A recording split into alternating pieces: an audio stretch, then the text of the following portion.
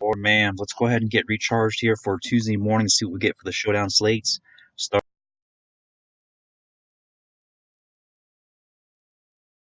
out here with so see if about this matchup here,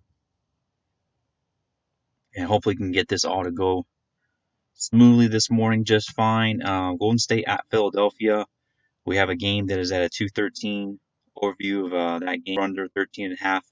Philadelphia is favored by. So if you look at potential value on this game in terms of the starters, Golden State has a lot more. For example, Russell can hit 5.5x value, and so can Draymond, even Burks and Damon Lee. But, however, I don't know if a lot of people go that way or what will happen. But Tobias Harris seems like a great value, and then Ben Simmons a decent value for the Philadelphia side. When you look at it over here, maybe I clicked on something wrong here at this site to give you a domination station overview, the patented projection and optimizer system for tournaments and or cash games. Let's see.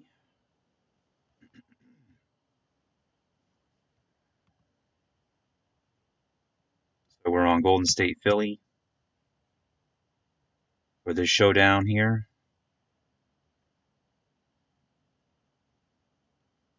This is just my regular process I'm taking you through right now to make sure you know, kind of explain what I'm doing. And I don't want to make this too long so you can kind of get in and do yourself and compare yourself. But this is an example of at least one showdown slate here for today. You pull this down and you go to fan points per dollar. Here it shows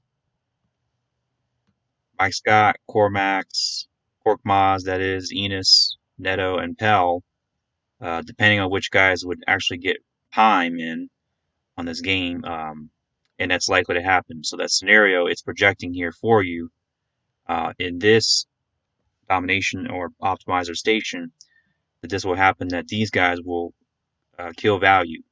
Korkmaz is 3,800. Enos is only 1,000, so it also depends on pricing, of course. But Mike Scott looking to be the best potential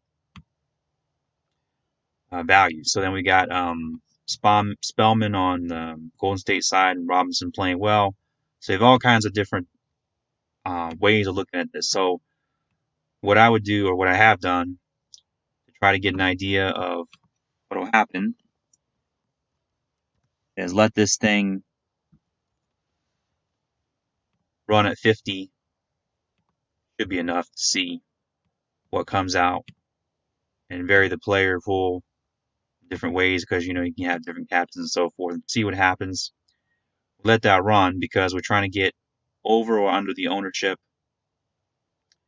of the crowd of what's going on tonight. So you want to run this a bit closer if you can, at all possible. The closer the better to the 7 p.m. tip off.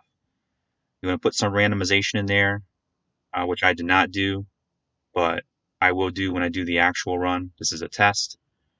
I will put in here, right here, where the randomization is, number 5 or something similar, whatever I feel. Perhaps for the day, I will vary this as well. 3 unique players, maybe 2 unique players if I want to keep my pool more tight of captains and utilities. I think I might just go with 3. Keep this here on tournament, showing you how I do it. So making sure you know how I kind of run through the process. And also, of course, as I showed you, I look over here to see.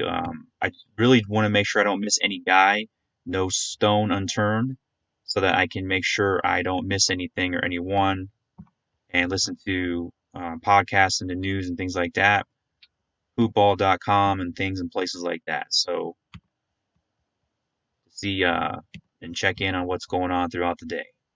Actually, right here, they have, at least you can rule out a couple guys perhaps at the bottom, such as Josh Richardson and Steph Curry, of course.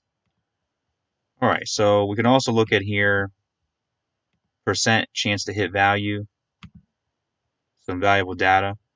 Kyle Bowman, Glenn Robinson, and Russell likely to hit value as well, no matter what that value is. So just some interesting points there. Point per minute. We can sort by as well here. Russell coming out on top. Simmons, so no one too high. O'Quinn for Philadelphia is another guy. So we don't want to leave no stone unturned. Okay, so this is what we might get. In all likelihood, at least right now.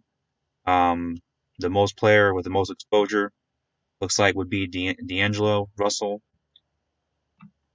We are getting a lot of exposure to Spellman on a regular run.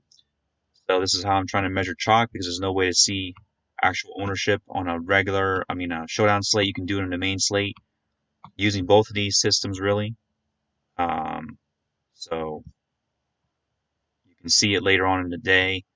Maybe up around 4 or 5 p.m. start seeing some ownership numbers, but we're not getting them in Showdown. So the way we're getting a idea of it could be off by 10, 20% even, but still, we can see an idea of what an optimizer such as this, because other people use this obviously, to differentiate ourselves from the field. It's very important for Showdown tournaments. So, like I said here, a lot of exposure to Russell, a lot to Spellman if we want to go that high in him, probably not. Ben Simmons, I don't mind that. Korkmaz, I don't mind that either. Higher exposure. Captain spot here, Russell, 22%. Korkmaz, interestingly, 12%. Ben Simmons, 12%. So this is spread out, and it could be very spread out tonight. So let's look at get an idea maybe of the well under owned guys that have some value.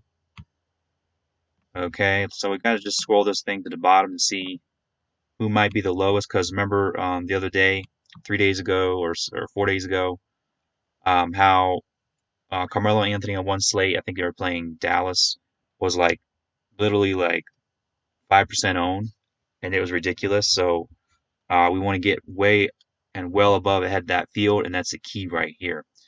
Mike Scott, we can get well above ahead if we can kind of project and think that he's playing, or at least getting some stats. Um, Enos, Burks, definitely Burks. We want to go overweight on him, maybe go up to 40%. Just my suggestion, so we can roll with that above 30% field, possibly. Same with Jordan Poole, that's fine. Maybe even some Pascal. And rolling back over here, we want to get another idea though of who's going to be the best guys on the teams. If I can look at this right here, tell you Russell, Burks, Pascal, Robinson, and Lee are starting, for example, and you got Draymond. I don't think he'll be off the bench, but one of these guys will be off the bench. We got Spellman getting some significant time. Chris can blow up like he did in the last game.